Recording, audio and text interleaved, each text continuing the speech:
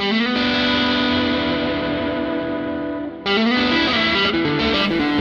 guys, Brad here from Wild Guide Magazine. We're here again at the Calgary Boat and Sportsman Show. Right now we're hanging out with Josh down here at the Outfly Fishing Outfitters booth. What he's going to do is give us some pointers for anybody looking to get into fly fishing like we are. So he's going to kind of give us the basics, the rundown on how to cast that fly rod, because that's one of the biggest inhibitions people have to the sport, because it looks super tricky, but this guy's going to make it look super easy for us. So let's introduce Josh here and we'll get some tips from him. How's it going? Okay, one of the biggest issues with our sport for the longest time has been that intimidation factor around fly casting, and it's a super easy thing to do if it's taught properly. If I can do it, trust me, anybody can do it. Okay, one of the biggest issues is it's a very complex motor skill, and for years people were trying to teach the entire thing at once, and that's too complicated to remember it all. If I'm coaching something like basketball, which I coached for 18 years, I would break that down like something as simple as a set shot in basketball. I would teach that in an 8-step progression.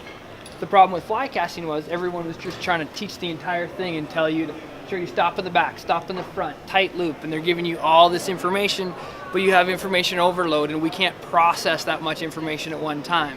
So the biggest thing when you're learning to do fly fishing or any sport is to have a progression and to learn simple steps, and once you get that, then you graduate to the next thing.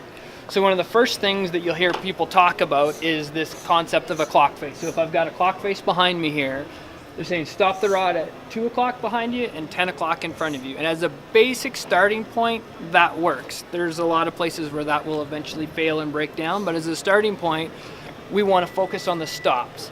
You can really get yourself hung up on the movement of the rod. Don't worry about moving the rod at all. If I have to stop at the back and then I have to stop at the front, there inherently has to be a movement, so we don't need to focus on the movement or get hung up on the movements. That's what confuses so many people. All I want to do is I want to take the rod and I'm going to come back and I'm going to stop and I'm going to come forward and stop, back and stop, forward and stop, back and stop. And so all it is that stop. If you get that little piece of pie and I'm coming from here to here and that's it, that narrow range of motion, that's the essence of fly casting. And it's that simple and it's that easy. We can make it a lot more complicated, but if we focus on stopping it in those places, everything else is going to fall into place, and it's that easy to learn. So accelerate and stop, accelerate and stop, accelerate and stop, accelerate and stop. As long as I have that stop, the cast is already happening and everything takes care of it. I don't have to worry about the movement, just worry about the stop. Stop behind, stop in front, stop behind, stop in front. That's the basics of it, and it's that easy to learn. The big thing, the physics behind a cast is a fly just has to follow the path of the rod tip. So whatever path the rod tip travels through, the fly is going to follow it. So if I do a big wide sweeping arc, I get a big wide loop. If I do a short tight arc, I'm going to get a short and tight loop. A short, tight loop is going to be just like me throwing a paper airplane. It's going to actually drive through the wind and it's going to carry its momentum. If I have a big arc of the rod tip, that's like me trying to throw a sheet of paper in the wind. It's not going to go anywhere. So I don't want a big arcing movement. I want that stop in the stop in the back, stop in the front. That gives me that nice tight range of motion. Tight range of motion gives me a tight loop. So with fly casting, unlike conventional gear, on conventional cast, the weight of the hook is what's going to pull all the line out, and the line's just along for the ride. Whereas with fly casting, because we're using very small and very light flies, it's the weight of the line that is balanced to the rod, and it's the line that we're casting, and the fly is just along for the ride. So the whole point of coming back and forth like this is what we call false casting. The reason that we false cast is just to let more line out. So each time I'm coming forward, the only reason I do that is to let more line out, and that's how I cast. So it's a progressive cast as opposed to an all-at-once cast that you would have with conventional tackle. So that false casting is just to allow me to get more line out on each cast. So when I come backwards, I hold the line. When I come forwards, I let line slide through my hands. I come backwards, I hold it. When I come forwards, I just let the line slide through my hands. And each time I do a false cast like that, I can get a progressively longer cast. So one of the big things to remember is you get 3 joints in your arm that used with casting. Strongest, middle, weakest. We don't want to use our wrist, A, because it's the weakest joint, but the other one, the wrist can only do one motion, and that's a pivot. So as I pivot, I'm going to get a bigger loop. If I use my elbow, it does the same motion. It's just a pivot. So the only thing it can do is get a bigger and bigger loop. So if I apply more power or more movement from that joint, I'm getting a wider loop, which is going to be like throwing that sheet of paper and it's not going to go anywhere.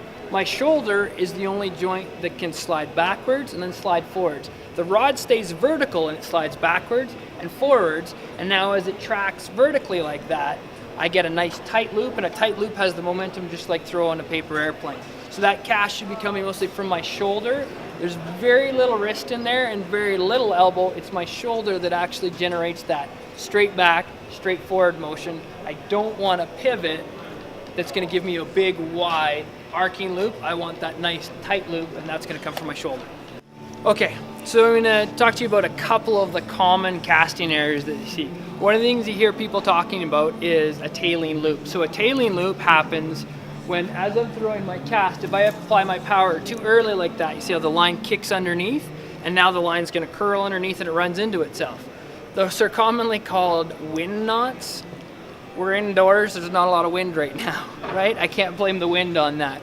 Casting knot, some people call it, it's a tailing loop, and it comes from early power application. So if I apply that power too aggressively, too early in the casting stroke, and hit it early hard, just like I would on a spinning rod where I hit it, then it's going to tail underneath and the line runs into itself and I get knots. So all I want to do is just make sure I have a smooth acceleration and an abrupt stop. So I accelerate, stop, a smooth acceleration and stop. It's that smooth acceleration to the abrupt stop that's going to give you the clean turnover of the loop. So if I throw that power in too early on the casting stroke, what's going to happen is, you see, if I hit it early, it kicks underneath and it can actually run into the line. Come on, there. I actually hit the rod tip there.